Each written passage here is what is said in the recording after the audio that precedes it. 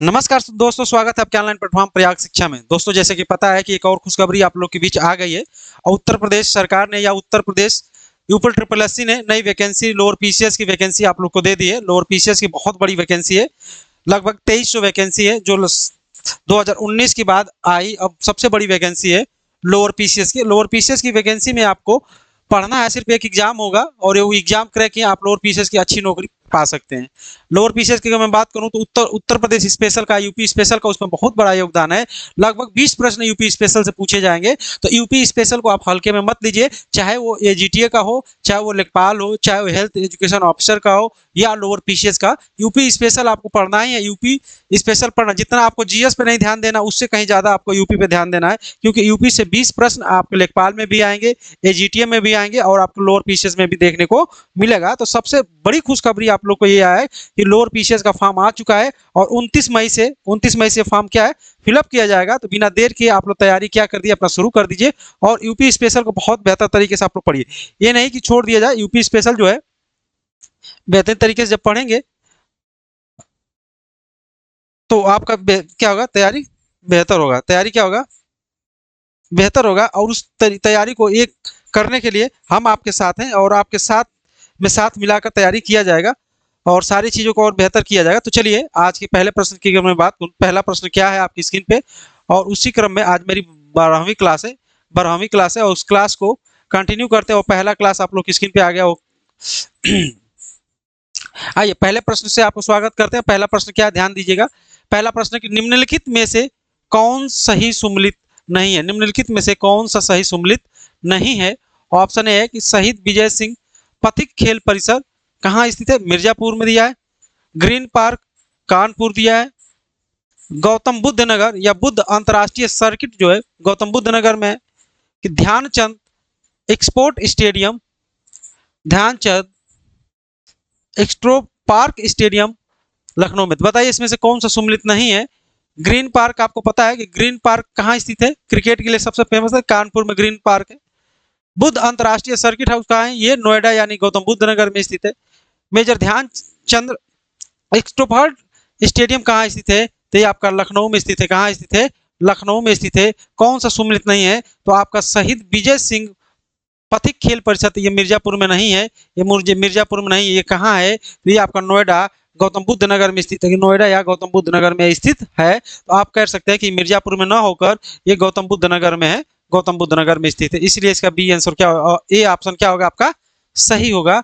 आइए अगले प्रश्न पे चलते हैं। अगला प्रश्न है आपका 2 नंबर का प्रश्न है। उत्तर प्रदेश पर्यटन नीति 2022 के अनुसार महाभारत सर्किट के अंतर्गत आने वाले स्थानों के विकल्प की पहचान कीजिए। अर्थात 2022 में जो पर्यटन ने बनाया था, महाभारत सर्किट का पर्यटन 2022 में बनाया गया था, उसके द्वारा कौन कौन से स्थान को शामिल किया गया है उस पर आपको क्या करना है, बताना है। ऑप्शन ए है कि बरसाना, नंदगांव, गोवर्धन की गोकुल है। कि ऑप्शन बी है कि अयोध्या, बिठूर, चित्रकूट, श्रृंगवेरपुर। ऑप्शन सी है कि मथुरा, गोंडा, प्रयागराज, कौशाम्बी। ऑप्शन डी है कपिल वस्तु, सारनाथ, संगिका, संकिसा और श्रावस्ती। और ऑप्शन ए उपयुक्त में से कोई नहीं है। तो 2 नंबर के प्रश्न को देखिए। चलिए राजीव जी बता रहे हैं कि सी सही होगा, सी सही होगा, सभी लोग सही बता रहे हैं, सी सही होगा। तो इसका सी सही होगा। सी सी क्या है, कह रहा है कि जो महाभारत सर्किट से जोड़ा गया था उसको मथुरा, गोंडा, प्रयागराज और कौशाम्बी को क्या किया गया था, इस महाभारत सर्किट हाउस के अंतर्गत क्या किया गया था, रखा गया था। इसलिए इसका आंसर क्या हो जाएगा, सी वाला आंसर सही हो जाएगा। क्या हो जाएगा, सी वाला आंसर सही हो जाएगा। अगला प्रश्न 3 नंबर का कि भारतीय पर्यटन के स्वर्ण त्रिकोण में उत्तर प्रदेश का कौन सा शहर शामिल है। भारतीय पर्यटन में स्वर्ण त्रिकोण में उत्तर प्रदेश का कौन सा शहर शामिल है। ऑप्शन ए है आगरा, ऑप्शन बी है प्रयागराज, ऑप्शन सी है कि मथुरा, ऑप्शन सी है कि मथुरा और ऑप्शन डी है कि वाराणसी। बताइए स्वर्ण त्रिकोण किसे कहा जाता है, तो आप लोग बताइए किसे कहा जाता है और उसमें कौन सा उत्तर प्रदेश का जिला शामिल है, कौन सा उत्तर प्रदेश का जिला शामिल है। तो बताइए उत्तर प्रदेश का कौन सा जिला शामिल है, बताइए, बताते रहिए। आपका पहला ऑप्शन है आगरा, दूसरा ऑप्शन है प्रयागराज, तीसरा ऑप्शन है मथुरा, चौथा ऑप्शन है चौथा ऑप्शन क्या है आपका? वाराणसी है। चौथा ऑप्शन क्या है? वाराणसी है। चौथा ऑप्शन क्या है आपका? वाराणसी है। तो इसका सही आंसर क्या हो जाएगा? इसका सही आंसर हो जाएगा उत्तर प्रदेश का एक शहर जो है, जो स्वर्ण त्रिकोण के अंतर्गत शामिल किया गया है, उसका नाम क्या है? आगरा। वो दिल्ली से शुरुआत करता है, दिल्ली, आगरा और राजस्थान को त्रिभुज के आकार बनाता है। ये दोनों क्या है? धार्मिक और भारतीय पर्यटन स्थल से क्या है? बहुत फेमस है, इसीलिए इसको त्रिभुज या त्रिकोण, स्वर्ण त्रिकोण भी कहा जाता है। अगली मैं बात करूं, अगला है 4 नंबर का, कि निम्नलिखित में से कौन सा उत्तर प्रदेश पर्यटन के बौद्ध सर्किट का हिस्सा है? बौद्ध सर्किट का हिस्सा है, अर्थात ऐसा स्थान बताइए, ऐसा पर्यटन स्थान बताइए जहां गौतम बुद्ध से संबंधित बातें क्या है? बताई गई थी, रखी गई थी। इसका कौन सा हिस्सा है? इसका सही हिस्सा कौन सा हो जाएगा? तो गौतम बुद्ध ने प्रथम, अगर मैं बात करूंगा कि गौतम बुद्ध ने प्रथम उपदेश कहाँ दिए थे? गौतम बुद्ध ने, ध्यान दीजिएगा, गौतम बुद्ध ने अपना पहला उपदेश जो दिया था, पहला उपदेश जो दिया था, पहला ज्ञान दिया था, वो कहाँ दिए थे? वो सारनाथ दिए थे। कहाँ थे? सारनाथ में दिए थे। सारनाथ वाराणसी में दिए थे। क्या थे? सारनाथ वाराणसी में दिए थे। तो निम्नलिखित में से कौन सा उत्तर प्रदेश पर्यटन बौद्ध गौतम बुद्ध सर्किट का हिस्सा होगा? तो जहाँ पहला स्थान था, पहला था, वो सारनाथ था। तो सारनाथ में इनको क्या किया गया था? पहला हिस्सा दिया गया था, यानी पहले स्थान पर रखा गया था। 5 नंबर का है, 5 नंबर का प्रश्न है कि आर्यभट्ट नक्षत्रशाला, आर्यभट्ट नक्षत्रशाला स्थित है, अर्थात आर्यभट्ट म्यूजियम कहाँ स्थित है? ऑप्शन ए कि गोरखपुर, ऑप्शन बी है कि रामपुर, ऑप्शन सी है कि लखनऊ और ऑप्शन डी है कि गाजियाबाद। बताइएगा, सभी लोग बताइएगा। चलिए 5 नंबर का सब देखते हैं, प्रश्न कौन बता रहे हैं सबसे। चलिए, ये दुर्गेश बता रहे हैं, दुर्गेश बता रहे हैं कि रामपुर में स्थित है। दुर्गेश की तैयारी क्या है? बहुत अच्छी है। दुर्गेश ने क्या बताया कि रामपुर में कौन सा आर्यभट्ट स्थित है नक्षत्रशाला? तो आप कहेंगे आर्यभट्ट जो है, आर्य जो भट्ट है, आर्यभट्ट नक्षत्रशाला जो है, ये कहाँ स्थित है? ये आपका स्थित है रामपुर में। गोरखपुर में कौन सा नक्षत्रशाला स्थित है? गोरखपुर में कौन सा है? बताइएगा। तो गोरखपुर में नक्षत्रशाला है वीर बहादुर सिंह, वीर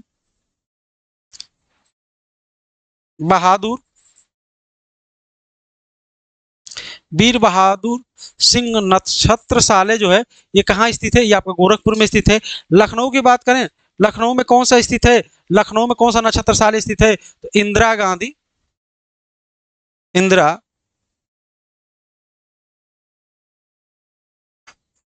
इंदिरा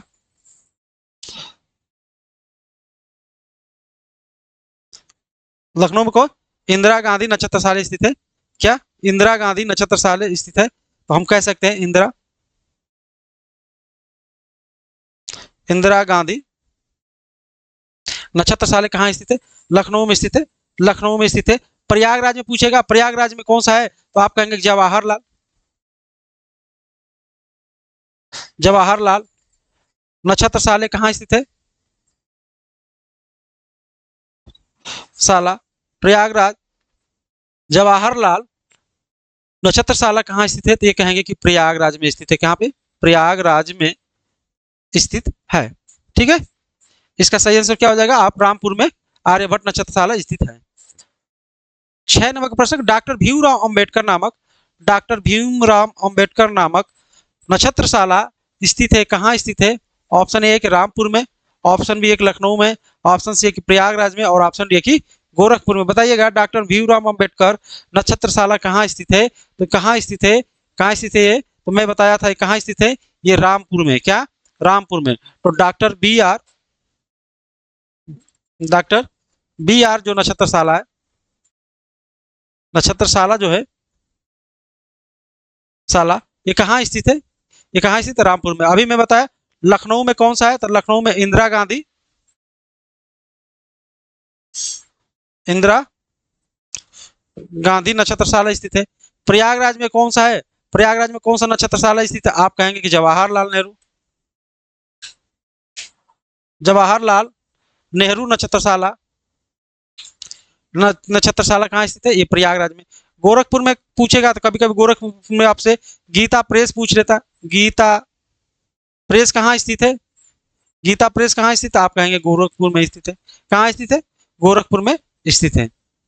अगला प्रश्न 7 नंबर का, कि प्रयागराज स्थित अल्फ्रेड पार्क का पुनः नामकरण किया गया है और इलाहाबाद का एलिफेंट पार्क का पुनः नामकरण किया गया है। इसी एलिफेंट पार्क को इलाहाबाद में या प्रयागराज में कंपनी बाग भी कहा जाता है। क्या? कंपनी बाग के नाम से भी जाना जाता है। किसको? एलिफेंट पार्क को। ये किसके नाम पर रखा गया है? ऑप्शन ए कि भगत सिंह के नाम पर, ऑप्शन बी है कि चंद्रशेखर आजाद के नाम पर, ऑप्शन सी है कि सुभाष चंद्र बोस के नाम पर, और ऑप्शन डी है कि मोतीलाल नेहरू के नाम पे। तो एलिफेंट पार्क यानी भगत सिंह के नाम पर नहीं रखा गया है, ये चंद्रशेखर आजाद के नाम पर रखा गया है। इसको प्रयागराज के लोग कंपनी बाग से नाम से भी जानते हैं, इसलिए इसका आंसर क्या हो जाएगा? बी फॉर बॉल सही होगा। 8 नंबर का प्रश्न देखिएगा कि ब्रांड ब्रांड उत्तर प्रदेश चुनने के लिए उत्तर प्रदेश पर्यटन के द्वारा किस उपनाम या उपागम को अपनाया गया था? फिर दोबारा मैं प्रश्न पढ़ रहा। ब्रांड उत्तर प्रदेश चुनने के लिए उत्तर प्रदेश पर्यटन द्वारा किस उपागम को अपनाया गया? ऑप्शन ए ऊपर से नीचे की ओर उपागम, नीचे से ऊपर की ओर उपागम, कि सांस्कृतिक उपागम, कि समग्र उपागम। बताइएगा 8 नंबर का आंसर क्या हो जाएगा? 8 नंबर का क्या हो जाएगा? तो ये समग्रता होगा, समग्रता उपागम होता है। क्या मैं एक दोबारा यहां से करेक्शन कर दे रहा हूं? ये समग्रता उपागम जो है इसको बताया गया। तो इसका सही आंसर क्या है? तो यूपी में जो ब्रांड के लिए बताया गया था, ये पर्यटन के लिए, ये समग्रता उपागम को क्या किया गया था? चुना गया था। इसलिए इसका सही आंसर क्या हो जाएगा? डी वाला आंसर सही। सभी लोग बता रहे हैं डी। चलिए आइए 9 नंबर का प्रश्न। उत्तर प्रदेश में पर्यटन विकास निगम, उत्तर प्रदेश में पर्यटन विकास निगम की स्थापना हुई थी।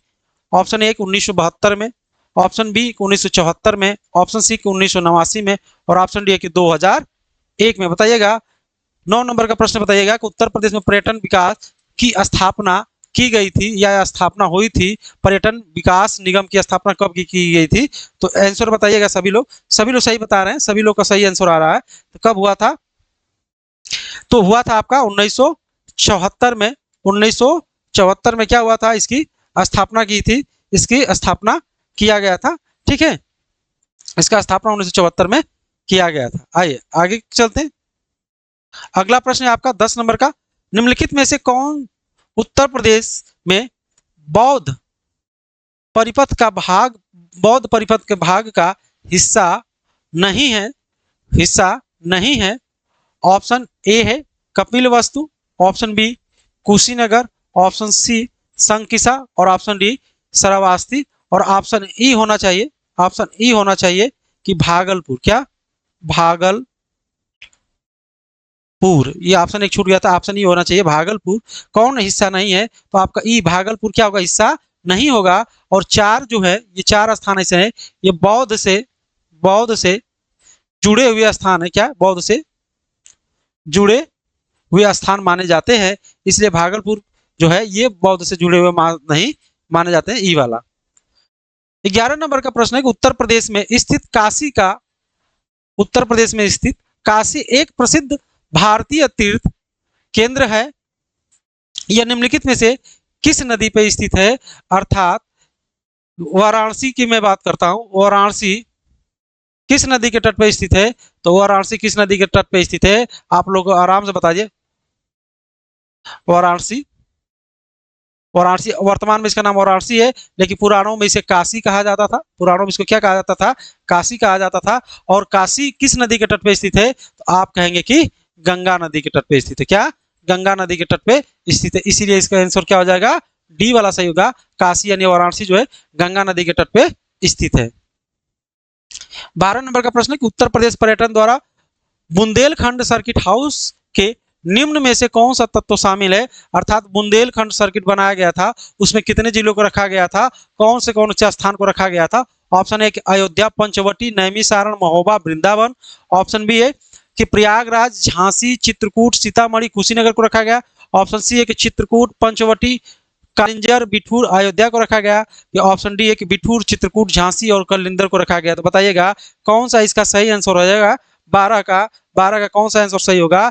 तो ये पर्यटन स्थल बुंदेलखंड सर्किट जो पर्यटन स्थल बनाया गया था उसके द्वारा आपको कौन से सही आंसर लग रहा है, तो आपको उसके अंतर्गत कौन सा रखा गया था, उसके अंतर्गत बिठूर को रखा गया था, चित्रकूट को, झांसी को और कालिंजर के किले को उसमें क्या किया गया था, सम्मिलित किया गया था। क्या किया गया था, सम्मिलित किया गया। ये उत्तर प्रदेश के जैसे विशाल राज्य पर्यटन स्थल जो है इसकी सुविधा प्रबंध कराई थी। अलग अलग रुचि यानी अलग अलग जो पर्यटन का है इसको एक सर्कल में बनाया गया, उसको बुंदेलखंड सर्किट के नाम से दिया गया कि अगर बुंदेलखंड सर्किट के हिसाब से जाएंगे आपको बिठूर घूमना पड़ेगा, चित्रकूट घूमना पड़ेगा, झांसी और कालिंजर को भी आपको क्या करना पड़ेगा, घूमना पड़ता है, देखना पड़ता है, ये उसके अंतर्गत आता रहता है। तो thank you watching this video. और प्रयागराज शिक्षा चैनल पे आप नए हैं तो चैनल को सब्सक्राइब जरूर करिएगा, लाइक करिए, शेयर करिए, कमेंट जरूर करिएगा और ज़्यादा से ज़्यादा आप लोग दोस्तों को बताइए, क्योंकि वैकेंसी अब आ चुकी है, आपको ज़्यादा समय नहीं मिलेगा।